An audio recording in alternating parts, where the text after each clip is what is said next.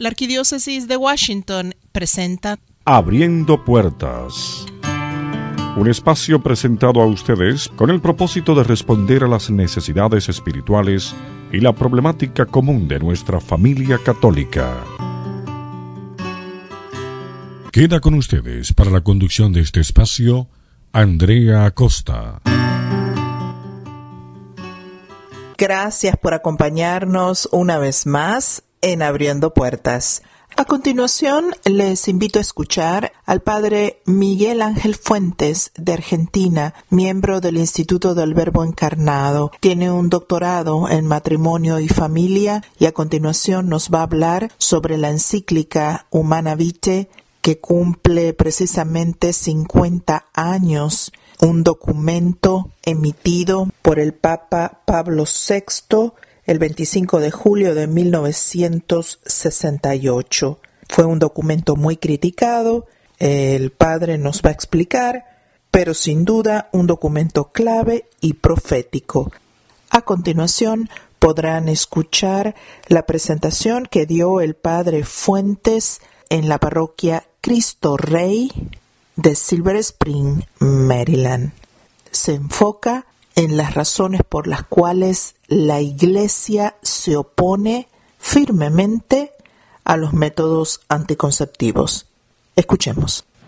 Hay que tener presente que este documento, no sé, 50 años atrás, año 68, es la década del 60. Para la década del 60, la Iglesia ya tenía un copioso material sobre matrimonio, familia, sexualidad, conyugalidad. No es que no había nada, por el contrario, ya había documentos incluso sumamente importantes como la encíclica Casti Connubii del Papa Pío XI, numerosos discursos del Papa Pío XII y de otros dicasterios de la Iglesia, sobre todo bajo Pío XII, con los cuales se había realmente iluminado notablemente lo que es un poco el magisterio sobre estos temas, o sea, la enseñanza de los pontífices sobre la moral conyugal, sobre el sacramento del matrimonio y todos los temas de alguna manera relacionados entre sí.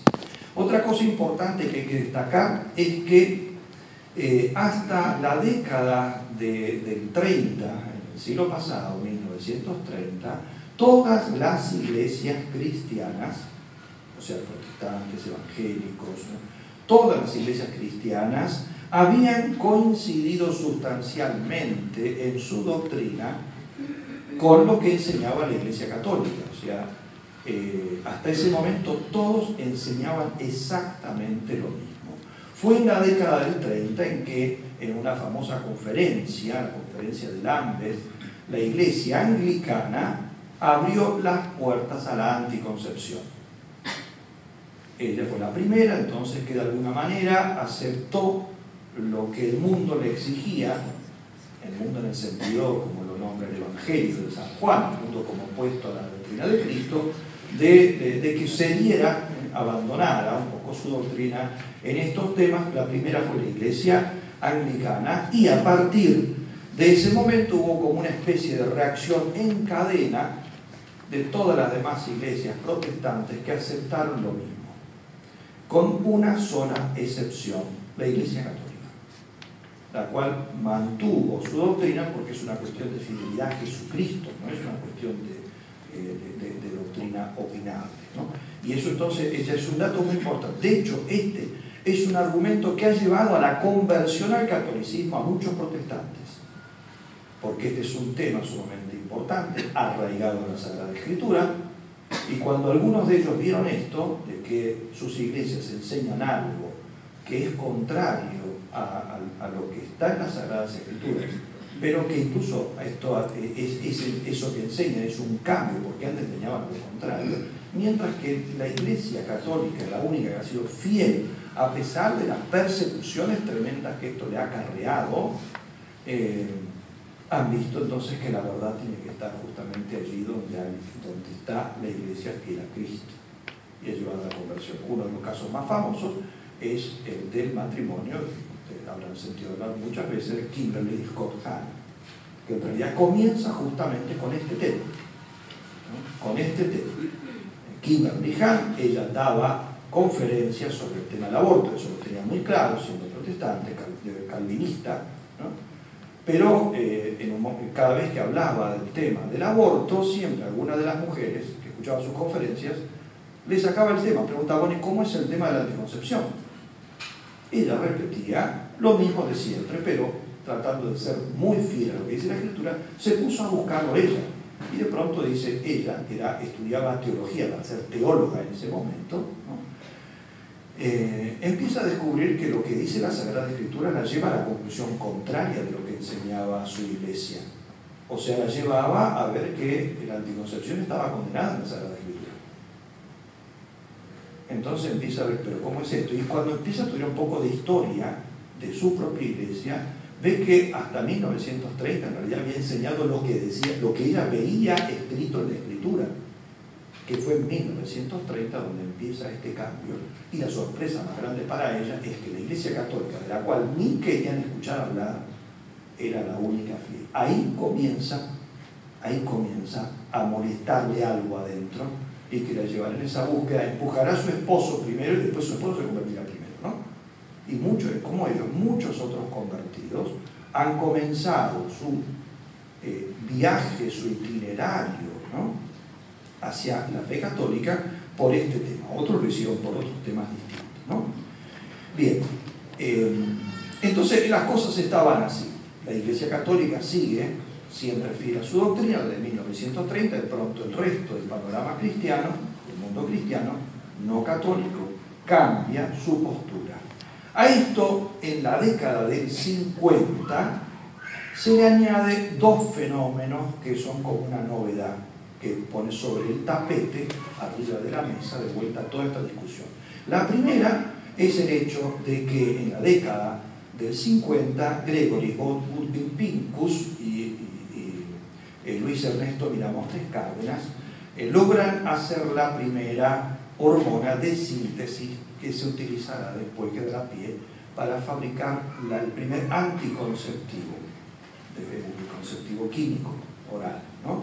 Que 10 años después ya estará en comercio. La primera píldora anticonceptiva, había ciertamente, se practicaba la anticoncepción de otras maneras, pero en la década del 50 aparece esta novedad, que se logra fabricar por primera vez una píldora anticonceptiva. Y a esto se le suma un segundo fenómeno, que es el hecho de que en esa época se estaba haciendo muchísimo hincapié en hablar del tema de la superpoblación, alarmando a la gente diciendo que el crecimiento de la población en el mundo era tan gigantesco y desproporcionado que si seguíamos así, en pocos años, en pocas décadas, este mundo no podría contener a todos los hombres, no les podría dar de comer a todos los hombres, y por lo tanto se hacía imperioso empezar a tratar de controlar y reducir la natalidad, es decir, que las familias tuvieran menos hijos. La píldora venía justamente a asociarse a esto, diciendo, acá tenemos el remedio para solucionar esto. Difundiendo la píldora controlamos perfectamente, mejor que con cualquier otro de los métodos que en ese momento se practicaban, podemos controlar esto. Entonces están en la década del 50, estos son temas que se empiezan a hablar, se empiezan a discutir, y de ahí entonces que la Iglesia necesita dar una respuesta nueva. Por eso dije antes, ¿no? Para la década del 60, en realidad, la Iglesia ya tenía una doctrina sumamente completa sobre el tema. ¿Por qué vuelve a salir el tema acá? Porque aparecen estos dos fenómenos, como los temas de todo el mundo hablaba, todos los periódicos, grandes poderes financieros estaban haciendo hincapié, porque detrás de esto también hay toda una industria de dinero, ¿no? De sacar sobre el tapete. Entonces la Iglesia se ve obligada, se ve necesitada de dar una luz, de iluminar sobre este terreno. Y para eso el Papa reinante en ese momento, Juan XXIII, en el año 1963, crea una comisión para que se estudien estos dos temas, le den a él material, elementos, ideas, para que él, el Papa, entonces, no la comisión era solamente para ayudarlo, para que luego el Papa elabore un documento iluminando sobre estos temas. Esa comisión estaba compuesta por teólogos, sociólogos, científicos, ¿no? El Papa se muere muy pronto después de esto, y sin que ni siquiera logre estar presente ni siquiera en la primera reunión de esa pontificia comisión, y sube el Papa Pablo VI, el cual confirma esa comisión que había creado su antecesor y la amplía añadiendo más personas, más médicos, economistas, psicólogos y incluso también personas simplemente casadas, o sea, que pudieran aportar su experiencia de su vida matrimonial, ¿no? La finalidad, como digo entonces, de esta comisión es muy humilde, simplemente es recabar material, responder en particular algunas preguntas del Papa, porque el Papa quería decir, yo quiero en particular saber este tema, y después darle ese material para esa elaboración. Fue un documento sumamente trabajoso de redactar este Dogma-Nemite, ¿no? Solo para que tengan en cuenta, en esa comisión se divide inmediatamente, empiezan a aparecer personas que opinan de que la doctrina de la Iglesia puede cambiar en este tema y que tendría que cambiar, y otras personas que son otros teólogos y científicos, ¿no?, que sostienen que la Iglesia en este punto no puede cambiar. Esto es doctrina definitiva, lo que ha enseñado la Iglesia siempre, y que el Papa entonces tendría que iluminar ciertamente, pero manteniendo la doctrina de siempre. Empiezan a recibir muchas presiones de afuera de los organismos internacionales, sobre todo los que están interesados en que la doctrina de la Iglesia cambie. Empiezan a presionar sobre esta comisión para que le entregue al Papa informes que sean tendientes justamente a eso, a propiciar un cambio. E incluso muchos científicos importantes que habían sido convocados en esa comisión van a trabajar en ella de forma, por decirlo así, un poco fuerte, pero de forma no totalmente honesta. Por ejemplo, una pregunta clave que el Papa Pablo VI les había pedido es esto, a los médicos que trabajaban en el que habían sido convocados, a ustedes, a los médicos, les pido que me digan simplemente esto: si entre el ambiente médico algunos médicos discuten o opinan que podría quizá la píldora, porque todavía no se conocía nada, recién había salido, en 1961 se pone en comercio la primera píldora. Si algunos médicos opinan que quizá la píldora podría producir algún efecto abortivo. ¿Por qué? Porque si le decían, bueno, sí, no se está seguro, pero al menos a algunos les parece que sí, el Papa tenía que aplicar ya un principio moral, diciendo que si hay la duda, basta con la duda, siendo una vida humana la que está en juego, directamente por ese principio la píldora tenía que ser prohibida, ¿no? Pues bien, es cuando le presentan el informe, esa pregunta no obtienen ninguna respuesta, no tocan el tema. Pero al mismo tiempo, varios de los médicos más prestigiosos, en sus manuales que habían escrito para uso universitario, ellos sí hablaban del tema y decían que se discutía ese tema, que había médicos que sostenían ya en aquel tiempo que la píldora podía tener efectos abortivos. E incluso algunos otros de ellos habían escrito sobre ese tema en revistas de medicina especializada. Pero al Papa, que le pedía eso y era clave para lo que él tenía que redactar, no se lo dice. Por lo tanto, es realmente lo que le van a dar es algo parcial al Papa. Igualmente, para mí, fue providencial. Porque al no recibir respuesta sobre ese tema, el Papa no basa sus argumentos en ese tema que podría ser un tema provisorio. Porque algún día podrían haber fabricado una píldora que no tuviera ese efecto, entonces el documento no valdría más. Habría que volver a estudiar el tema. Como el Papa no le dan ese tema, el Papa no toca ese tema en la encíclica. O sea, los argumentos del Papa son mucho más universales, más antropológicos, van más a la naturaleza del hombre. Yo creo que son mucho más ricos. Por lo tanto, Dios se aprovecha también de esa falta de honestidad para hacer las cosas mejor de lo que los hombres podrían hacerlas. Finalmente, le entregan al Papa dos informes.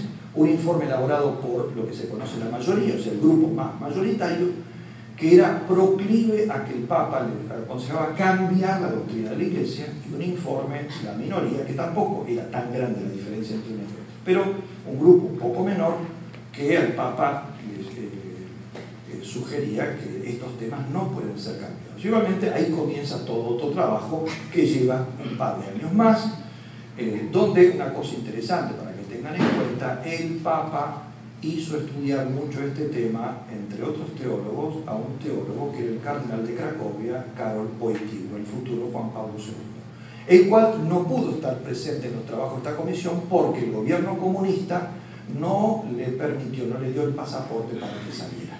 Pero él va a trabajar desde Cracovia y dando unos aportes espectaculares que recién fueron publicados en mayo de este año. Mayo de 2018, nosotros tenemos en un grueso volumen todos los aportes de lo que fue la comisión que armó el cardenal Wojtyła en Cracovia, que le envió todo ese material a Pablo VI, riquísimo el material, y además de eso una larguísima carta que escribe un año después de Humanae Vitae, cuando él ve las reacciones de las que hablaremos enseguida. Fue así entonces que el Papa entonces hace todo su trabajo, y durante un año y medio, él con distintos asesores continúa ese trabajo de elaboración del documento, y finalmente entonces el 25 de julio de 1968 el Papa publica ese documento. En ese momento el secretario de Estado era el cardenal Casaroli, y es muy interesante cómo describe, son prácticamente, estas palabras son textuales, se escribe así el cardenal Casaroli. Dice: la mañana del 25 de julio el Papa Pablo VI se levantó temprano, celebró la misa del Espíritu Santo pidiendo luces a lo alto, y luego puso su firma en el documento. Su firma más gloriosa, su firma más dolorosa, firmó su propia pasión. Firmó su propia pasión. Porque a partir de este momento, hasta el año 1978, 10 años, 78 muere el Papa Pablo VI, el Papa Pablo VI fue crucificado fuera de la Iglesia, por gente de fuera de la Iglesia y por gente dentro de la Iglesia, por haber firmado este documento que después termina mostrándose como él lo había hecho, un documento no solamente claro en las cosas que dice, sino profético en las cosas que pronuncia. Las reacciones fueron inmediatas, en primer lugar las reacciones del mundo, ¿no? Reacciones políticas, algunos gobiernos, en particular gobiernos comunistas, promocionaron más todavía para hacer de la contra el Papa políticas contra la natalidad, y en Polonia, en la URSS se hizo una publicación firmada por la mayoría de los intelectuales comunistas que había juntado el Partido Comunista, mostrando o acusando al documento de ser un documento sin fundamento, de que el Papa no entiende nada del tema, los países comunistas. Entre las iglesias cristianas, que les dije, ya habían cambiado, hacía 30 años habían cambiado su doctrina, hay mucha oposición, entre la Unión Luterana, la Iglesia Evangélica, van a acusar de distintas cosas al Papa, de no entender nada, de estar todavía anclado en doctrinas ya perimidas, ya pasadas de moda, que ya nadie entiende, todo el tema de la naturaleza, etc., le criticarán todo eso. De los organismos internacionales financieros, en particular el Banco Mundial, ¿no? el Fondo Monetario Internacional, ¿no? Allí ofrecen a todos los países que quieran aplicar políticas contra la natalidad, es decir, difusión de anticonceptivos, entonces ofrecen ayudas especiales y facilidades económicas, sobre todo como para mostrarle la contra al Papa. Sin embargo, no fue lo que pasó de afuera de la Iglesia lo más doloroso, sino lo que pasó dentro de la Iglesia. En primer lugar, la misma oposición de los teólogos, que comienza 2 o 3 días después.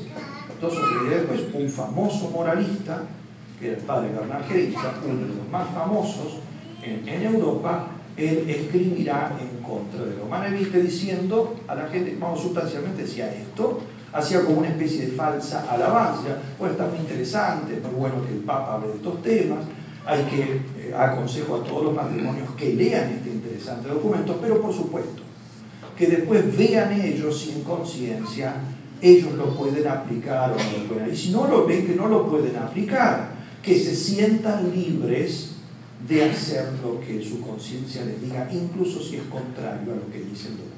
Por tanto, les ofrece la posibilidad, en buena conciencia, de desobedecer el magisterio de la Iglesia en un punto capital como eso.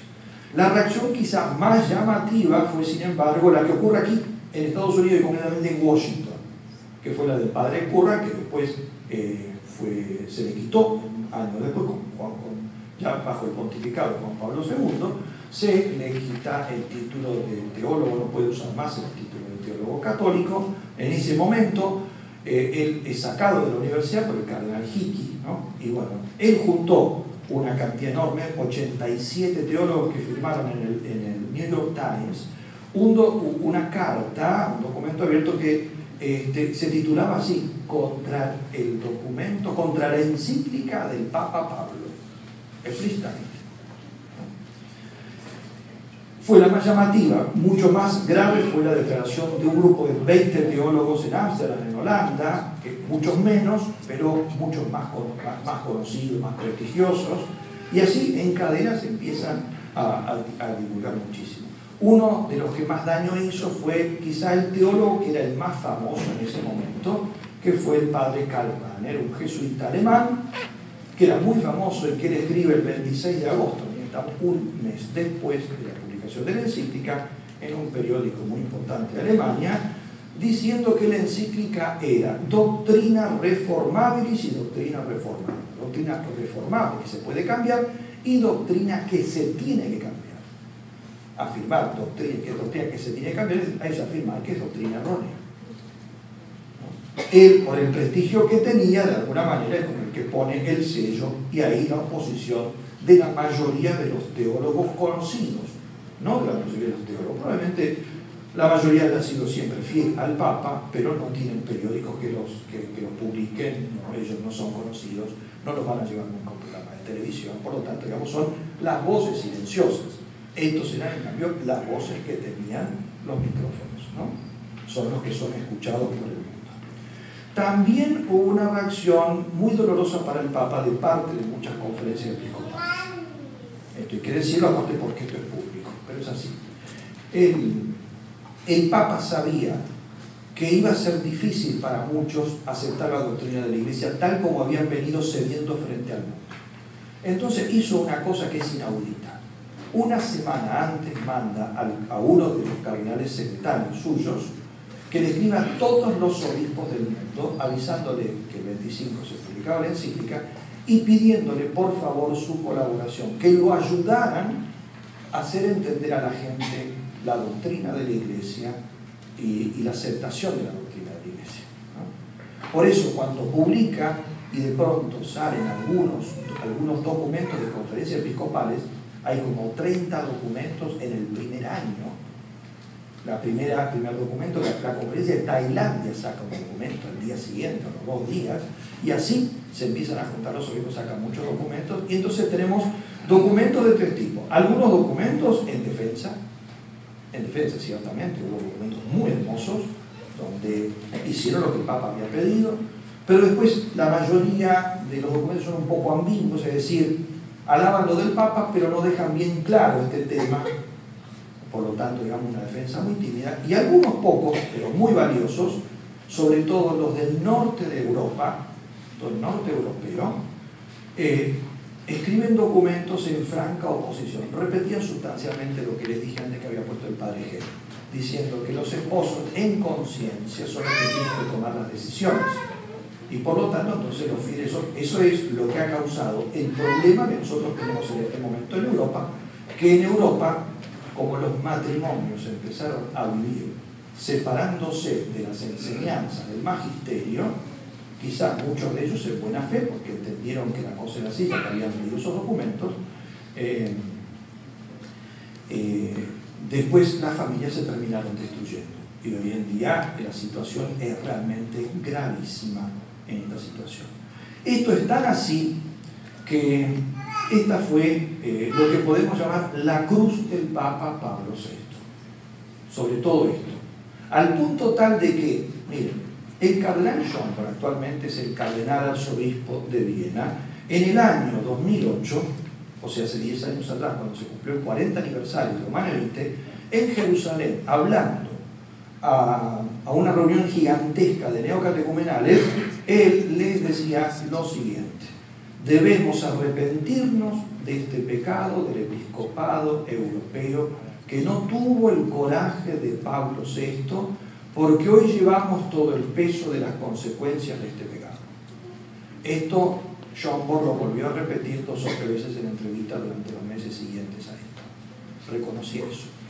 Uno de los que más se alarmó de lo que sucedió fue el cardenal Karol Wojtyła, que por eso en el año 1969 le va a escribir al Papa Pablo VI una carta larguísima, casi un documento, donde él decía: esto hay que hacer algo, esto que han hecho algunos teólogos, y él decía muy discretamente, muy suavemente, con mucho respeto, decía, pero se refería también a lo de varias las conferencias episcopales, particularmente en el norte europeo, Francia, Holanda, los países escandinavos, Alemania, Austria, principalmente esos eran, ¿no?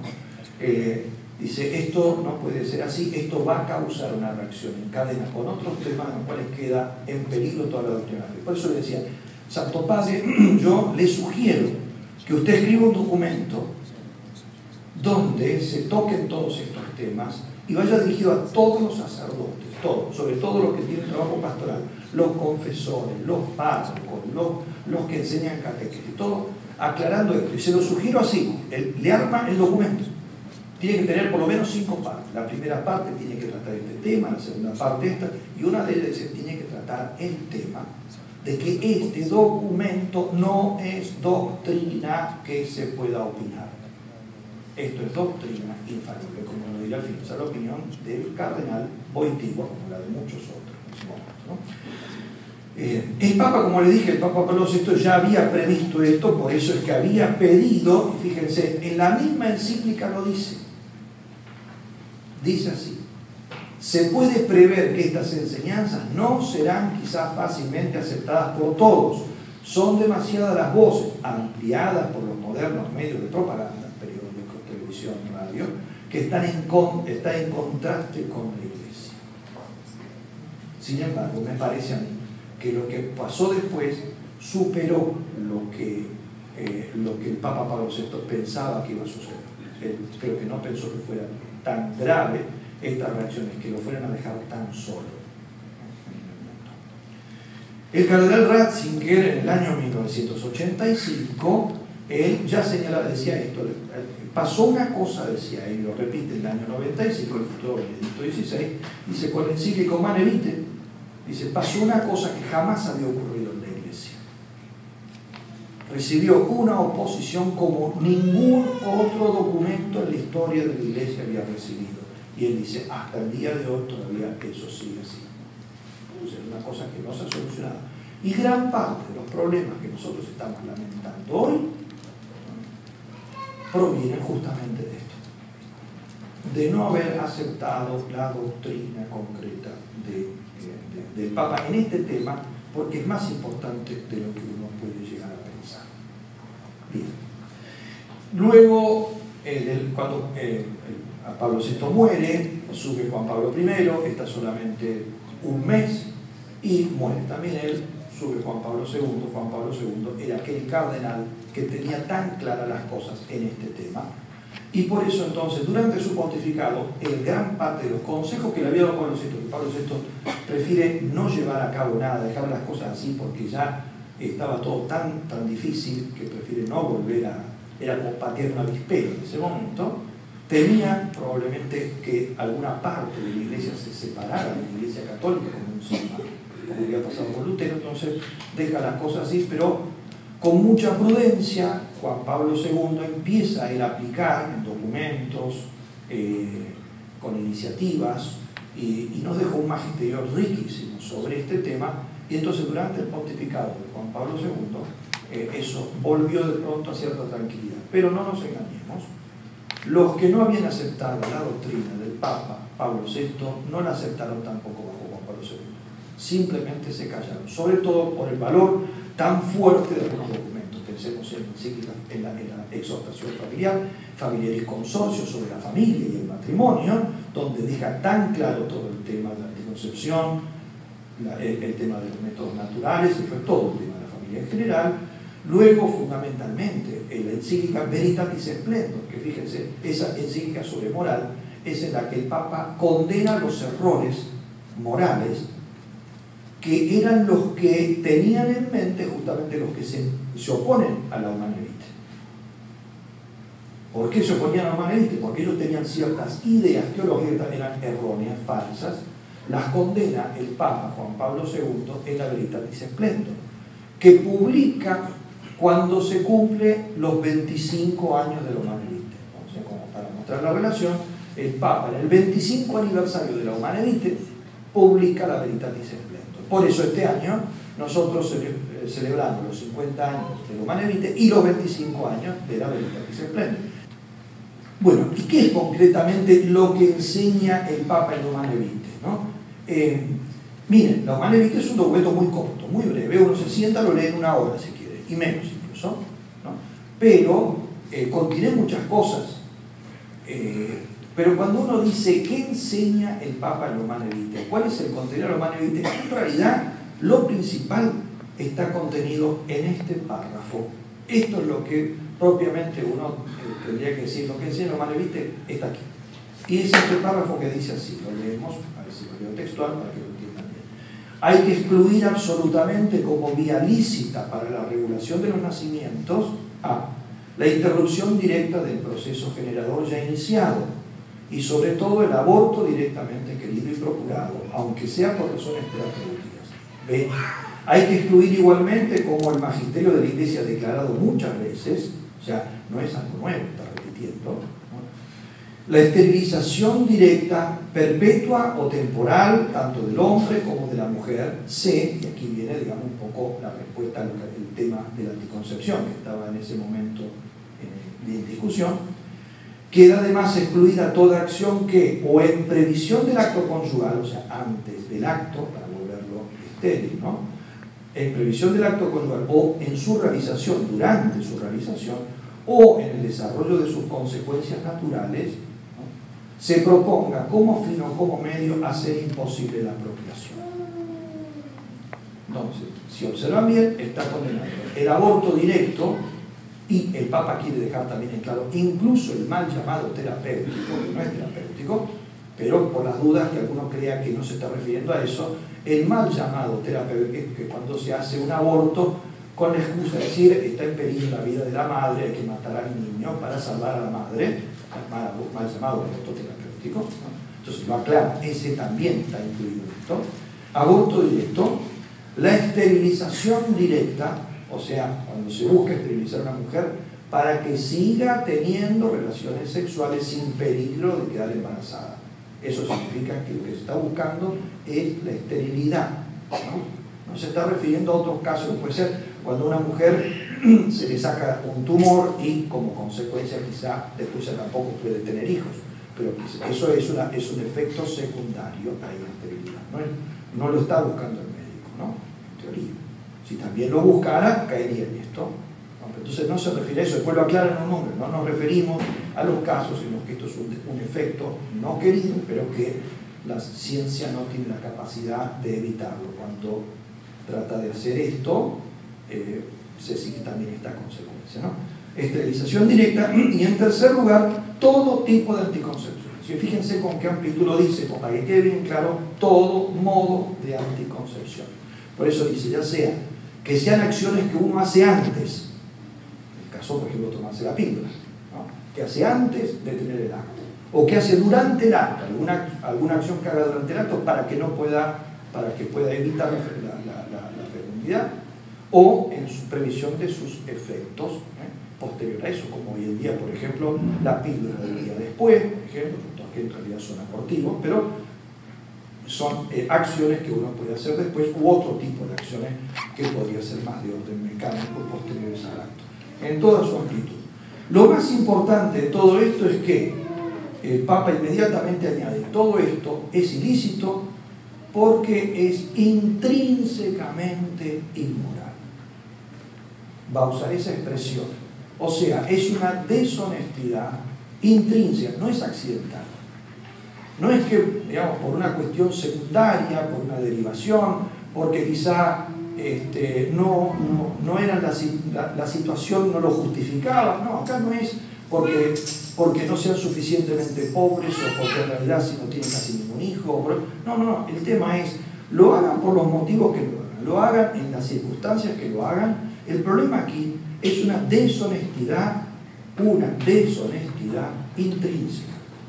En sí mismo es malo. Como en sí mismo es malo odiar a Dios. No porque bueno, si no te pasa nada, ¿por qué odias a Dios? ¿Por qué insultas a Dios si no te ha pasado nada? Bueno, es que si me hubiera pasado algo tampoco puedo insultar a Dios. No es un problema, digamos, de porque yo no tengo motivos. Es una cuestión intrínseca y eso lo sostiene acá. Este juicio no es una novedad. O sea, el Papa Pablo VI acá no está hablando de ninguna cosa nueva. Esto está presente en todo el magisterio anterior, sobre todo el magisterio del siglo XX, que lo precede a él. Y así nosotros encontramos que Pío XI, en 1930, ya había dicho precisamente lo mismo. Lo que pasa es que el Papa Pío XI no pensaba en la píldora porque no existía, se refería a los otros métodos, ¿no? Pero igualmente el juicio es el mismo.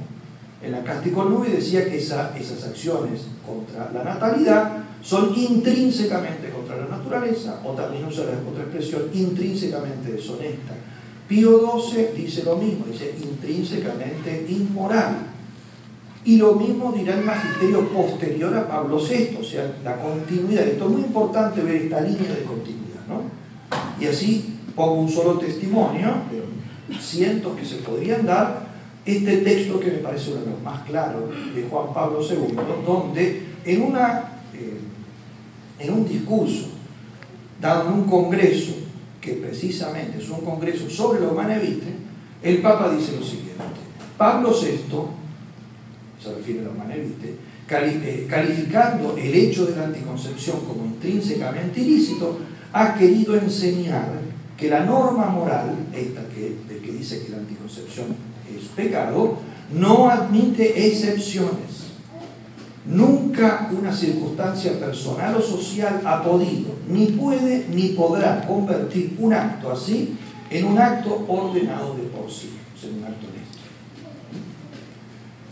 Y después añade lo que después va a ser el tema de la encíclica Veritatis Splendor, el hecho de que existan, dice en definitiva, se lo traduzco sencillo, lo que dice a continuación, poner ahí, dice, el hecho de que existan normas que son así siempre inmorales, tales actos, esas normas, la existencia de normas universales, o absolutos universales, es algo que está presente en toda la tradición de la Iglesia. Jesucristo mismo ha dicho que tales cosas no se pueden hacer jamás, en ninguna circunstancia, ¿no? Bien. Lo importante de esto es que el Papa Pablo VI fundamenta esto que ha dicho en un argumento ético y antropológico. ¿No? ¿Qué significa esto? Esto lo dice el fundamento de esto. ¿Por qué es intrínsecamente inmoral? Lo dice precisamente en dos párrafos donde dice lo mismo. Lo dice de una forma positiva y lo dice de forma negativa para que quede bien claro. Dice así, esto siempre lo Manevite: todo acto matrimonial debe permanecer por sí mismo destinado a procrear la vida humana. Y a continuación lo dirá eso mismo en negativo: no le es lícito al hombre romper por su propia iniciativa el nexo indisoluble y establecido por Dios entre el significado de la unidad y el significado de la procreación que se contienen conjuntamente en el acto conyugal. Eso lo vamos a explicar, ¿no? Bien, esto ya lo dije.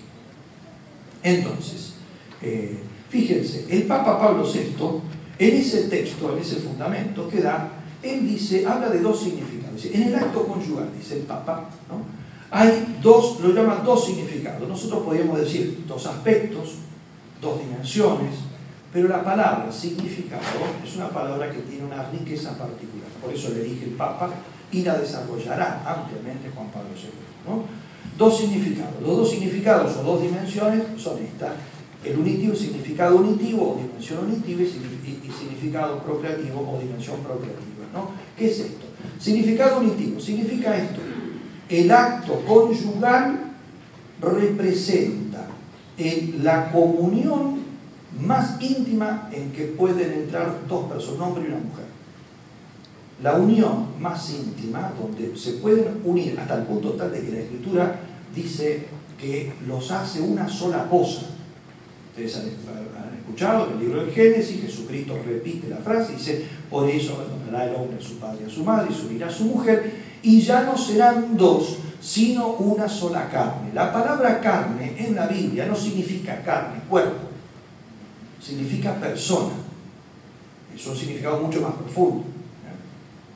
Resucitará toda carne, dice Ezequiel. Evidentemente se refiere a la persona, resucita, no solamente su cuerpo, claro que sí, pero es la persona. Entonces, se harán al punto tal, es la unión entre un hombre y una mujer en el acto sexual matrimonial, hasta tal punto es profunda que prácticamente tenemos una sola cosa. Ese es el acto. Ningún otro acto es así, ni el acto de amistad, ni el acto de la fraternidad, de los hermanos, nada. El acto conyugal es el acto más profundamente unitivo, ¿no? Y en segundo lugar, ese acto tiene a su vez un significado, una dimensión procreativa, porque es el único acto humano capaz de poner las condiciones para una nueva vida, para procrear. Fíjense que procrear significa colaborar con el Creador. La palabra procrear es una palabra sagrada. Contiene un verbo, que ese verbo solamente se le aplica a Dios. Nosotros cada vez que usamos la palabra crear fuera de este contexto, del contexto de Dios, nosotros estamos usando metafóricamente. Este es un artista muy famoso, ha creado grandes obras. No ha creado nada, él ha modificado cosas. Yo agarro un pincel, agarro pintura y modifico. La pintura existe. Lo que yo, esa pintura la pongo en cantidades, en dimensiones distintas, pero tomo la pintura que está ahí. La pongo de una manera que parece más bonita. Pero yo no he creado nada. Ese cuadro estaba dentro del tarro de pintura, como Miguel Ángel, ¿no? Como decía uno, pero hacer una escultura es una cosa muy simple. Hay que agarrar un bloque de mármol y sacar todo lo que sobra. Bueno, pero es verdad, en definitiva, esa escultura estaba dentro, solo un artista puede sacar lo que sobra, ¿no? Pero no es una creación en el sentido estricto. En cambio, a los padres, a los progenitores, ¿no? Se los llama procreadores, es decir, ese acto que es exclusivo de Dios, solo Dios crea de la nada, el hombre y la mujer unidos en ese acto son los únicos capaces de poner las condiciones humanas para que se produzca justamente ese fenómeno, ese misterio de la procreación. Y ese acto conyugal tiene esa dimensión, que no es una dimensión absoluta, no todas las veces que el hombre y la mujer se unen en un acto sexual, e incluso abierto a la vida, no siempre de ahí se sigue una concepción. Por eso decimos, ponen las condiciones. Muchas veces la naturaleza después no lleva a cabo lo que tiene que poner su parte. ¿Por qué? Bueno, porque hay esterilidad por otro motivo, porque la mujer está en un periodo de infertilidad, porque hay una enfermedad, por los motivos que sea, eso después ya queda librado un poco a lo que es la naturaleza y, por supuesto, los planes de Dios, la permisión de Dios y todo lo que Dios quiere, ¿no? Pero en acto conyugal, entonces, cada acto tiene como esas dos caras. Yo no puedo tener una moneda y querer de esa moneda una cara y no querer la otra. Si quiero la moneda, quiero una cara y quiero la otra. Son indisolubles. Una es la otra parte de la otra parte. Es así. No puedo prescindir de eso. Por eso, esa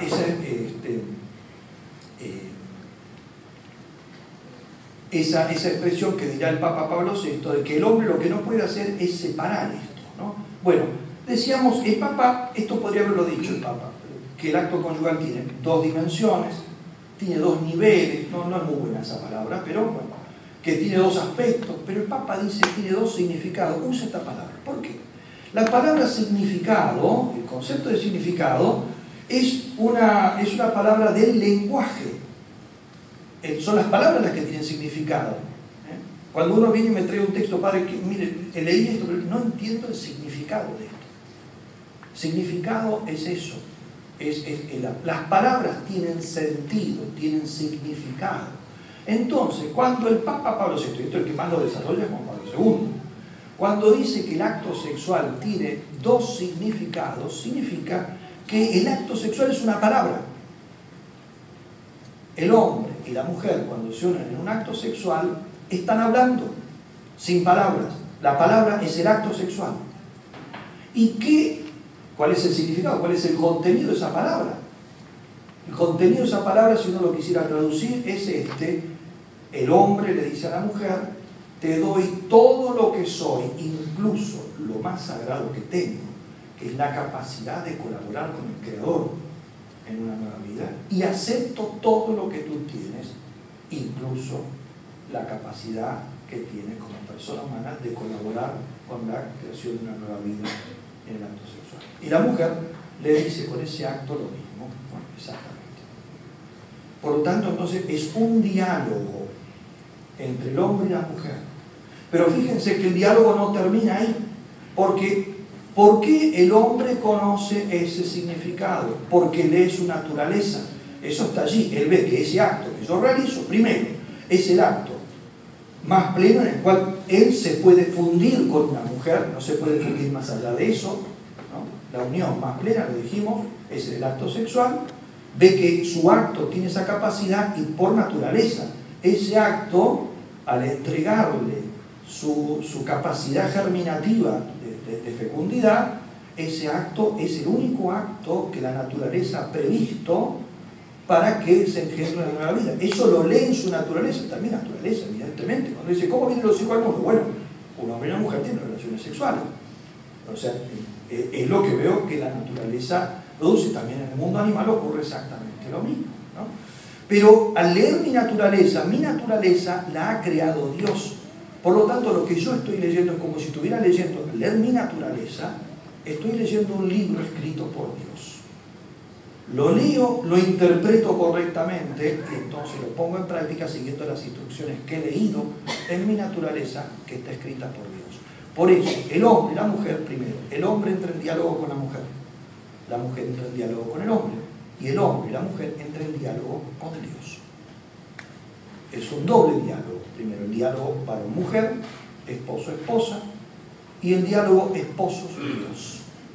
Ese es todo el diálogo, ¿no? Ahora bien, si nosotros decimos que el acto sexual entra entonces en la lógica de lo que es el diálogo, de lo que es la palabra, entonces también es sujeto de los defectos que tiene la palabra o que puede tener la palabra humana. ¿Cuál es el defecto o el peligro que puede tener la palabra humana? Que la usemos mintiendo. La usemos mintiendo. Si yo les digo a ustedes, en mi bolsillo tengo un encendedor, y yo no tengo un fósforo, yo le estoy usando mi palabra mintiendo. Yo estoy mintiendo. En mi cabeza yo sé que no tengo esto y les estoy diciendo que lo tengo. Les transmito una cosa que es falsa, ¿no? De la misma manera, entonces, si el hombre en el acto sexual, porque él no puede cambiar, porque miren, nuestro lenguaje, el lenguaje con el cual nos comunicamos, es un lenguaje que está compuesto de palabras orales y de palabras gestuales. Lenguaje oral, palabras orales son las palabras estas, las que están escuchando de mi boca. El lenguaje gestual son los gestos que estoy haciendo. En el lenguaje humano se calcula, según las culturas, porque va variando en cada cultura, que entre el 50 y el 70% de las palabras son gestuales. Un italiano, por ejemplo, no puede hablar si ustedes le atan las manos, no habla, ¿no? Es así, tiene que moverse. ¿Por qué? Porque él transmite su idea. Y nosotros, cuando escuchamos a una persona, sobre todo nosotros, el mundo hispano, que venimos aquí, que hablamos todos distintos, nosotros creemos que nos entendemos yo le entiendo lo que el Padre dice. No, yo interpreto lo que el Padre dice. Ustedes no entienden todas mis palabras. Acabo de hecho de usar una palabra que ustedes, por ejemplo, no usan. Dije fósforos y muchos de ustedes dicen cerillas. Pero probablemente por el gesto que yo hice, ustedes interpretan a qué me refiero. Porque nosotros muchas veces hacemos eso, o sea, nosotros interpretamos el gesto. Y hay incluso lenguaje que todo está hecho de gestos. Por ejemplo, el baile cultural. En muchas culturas que el baile cuenta historias, ¿no? Entonces, y fíjense qué importancia que tiene, como les decía, algunos autores especializados en este tema llegan a decir que en algunas culturas el 70% del lenguaje gestual no es simplemente 2 o 3 palabras, son gestos, hasta el 70%, ¿no? De todo este lenguaje, entonces, tenemos muchas palabras que son gestuales. Muchos gestos son gestos arbitrarios que nosotros hemos creado. Uno puede ir creando algunos gestos nuevos para significar algo. Los jóvenes, por ejemplo, están siempre haciendo gestos, ¿no? Ahora, por ejemplo, desde hace, digamos, de la década del 60 aparece el gesto de la victoria, ¿no? Eso aparece ahí, ¿no? Todos los jóvenes, los hippies sobre todo, un gesto nuevo. Con eso transmitían algo, vendían un montón de gestos que utilizan los jóvenes, van creando. Pero hay otros gestos que están ligados tan íntimamente con la naturaleza que el hombre no los puede inventar ni los puede cambiar. Pues bien, cuando el hombre y la mujer entonces, en ese gesto que por naturaleza no lo inventó él, esa palabra es una palabra creada y acuñada por Dios, cuando en ese gesto que el hombre le dice a la mujer, te doy todo lo que soy, e incluso lo más sagrado de mí, pero de pronto usa, por ejemplo, un preservativo o un anticonceptivo, él o la mujer, ¿no? Y está quitando eso, en realidad está mintiendo porque no le está dando todo lo que él es y tiene. Hay una parte, la más sagrada de él, que la destruyó previamente para no dársela. Lo mismo entonces, el hombre no le puede decir a la mujer ni la mujer al hombre que le da su amor cuando lo ha despojado de lo más profundo que ese amor tiene. Por eso entonces, al usar la palabra significado, el Papa Pablo VI está conteniendo todo esto que lo va a sacar después, lo va a desarrollar más ampliamente el Papa Juan Pablo II. Bueno, el Papa Pablo VI dirá justamente entonces estos dos significados. El principio es que el hombre no los puede separar deliberadamente, es decir, él no puede querer uno de ellos rechazando el otro, destruyendo el otro. ¿Esto cuándo ocurre? Ocurre principalmente en 2 actos. Cuando el hombre y la mujer quieren la unión, pero no quieren la procreación, eso es la separación que se da en la anticoncepción. Y cuando el hombre y la mujer quieren la procreación, pero no quieren la unión, eso es lo que se da en la fecundación in vitro, fecundación artificial, donde también se separan los dos significados. Bien, para ir terminando, porque hay varios temas más, pero también está la doctora que va a desarrollar un tema que está aquí, yo lo voy a tocar. Simplemente esto, ¿por qué tanta oposición al humanevite? Yo llamo a esto el síndrome anti-humanevite, ¿no? Hay varios factores que se suman y que llegan a este fenómeno, ¿no?, de oposición a la humanevite. En primer lugar, el hecho de la cultura antivida y hedonista en la cual estamos viviendo. En segundo lugar, el afán de poder y lucro, porque detrás de esto hay grandes industrias económicas que lucran millones y millones y cientos de millones de dólares con toda la antinatalidad. En tercer lugar, el progresismo teológico, lamentablemente, en la Iglesia, que sobre todo ha afirmado varios errores, que son los que llevan después a tener que oponerse a esta doctrina, como la negación de la ley natural, válida para todos los hombres, la negación de que haya un magisterio de la Iglesia que pueda hablar en temas de moral, la negación de actos que sean siempre intrínsecamente malos y la afirmación de que la conciencia de cada persona es el último juez de todas las cosas, incluso independientemente de lo que diga la ley de Dios, de lo que diga la Sagrada Escritura, de lo que diga el magisterio de la Iglesia. Esos errores son los que llevaron a muchos teólogos a oponerse al humanevite. Son los errores que condena el Papa Juan Pablo II en la Veritatis Splendor, ¿no? este tema no lo voy a tocar, porque ya lo van a hablar más adelante. Finalmente, el último punto: ¿qué valor doctrinal tiene esta encíclica? Por supuesto, todos los teólogos que se opusieron a ella sostienen que esta encíclica es una opinión, punto, es interesante conocerla, pero uno no está obligado a seguirla. Incluso algunos, como ya les dije, sostuvieron que había que cambiarla porque era errónea. Eso evidentemente ha sido condenado. Otros sostienen que no es una doctrina infalible de la Iglesia, pero al menos sí es un magisterio auténtico e inmutable, por lo tanto, en la práctica obliga a todos de la misma manera, ¿no? En tercer lugar, y aquí entramos en las dos posiciones más seguras, algunos sostuvieron que doctrina infalible es cátedra. O sea, el Concilio Vaticano II, en el documento Lumen Gentium, dice que el Papa o la Iglesia ejerce la infalibilidad, la imposibilidad de equivocarse en doctrinas de fe y de moral, la ejerce de dos maneras. En primer lugar, cuando define algo es cátedra, es decir, solemnemente, que lo hace muy pocas veces, y luego, en segundo lugar, ejerce ese magisterio infalible cuando enseña algo con magisterio ordinario, es el común que usa el Papa, pero de forma universal, es decir, a lo largo del tiempo y en consonancia con toda la Iglesia, ¿no? Y esto ciertamente es así, como le dije, hasta 1900, hasta que aparece la encíclica. Esta doctrina había sido enseñada por todos los papas continuarán enseñándola, y antes de la encíclica era doctrina comúnmente aceptada, lo cual no quiere decir que la vivieran. Muchos podían no practicarla, quizá, como uno podría decir, yo robo, yo sé que robar está mal, pero bueno, soy débil, necesito dinero, no puedo trabajar, robo. Pero no estoy diciendo que el robo esté bien, sé que estoy mal. Entonces, esta doctrina entonces es doctrina de magisterio ordinario universal, no cabe ninguna duda. Eso lo han reconocido incluso los adversarios de la encíclica, han dicho, bueno, no puedo dudar de que sea magisterio ordinario universal, pero yo pienso que está mal, ¿no? Porque ellos niegan que la Iglesia es infalible, es otra cosa. Y así han sostenido teólogos muy importantes, algunos norteamericanos. Ha sido muy fuerte esta posición aquí en Estados Unidos: Germain Grisset, John Ford, Dario Composta, Fernando Cáliz, es el actual prelado del Opus Dei, ¿no? Ramón García de Haro, el cardenal Carlos Wojtyła, después Juan Pablo II, como ya les dije antes, ¿no? Por lo tanto, entonces, como señalan estos autores, siendo magisterio ordinario universal, en realidad esta doctrina ya era infalible antes de los manevites.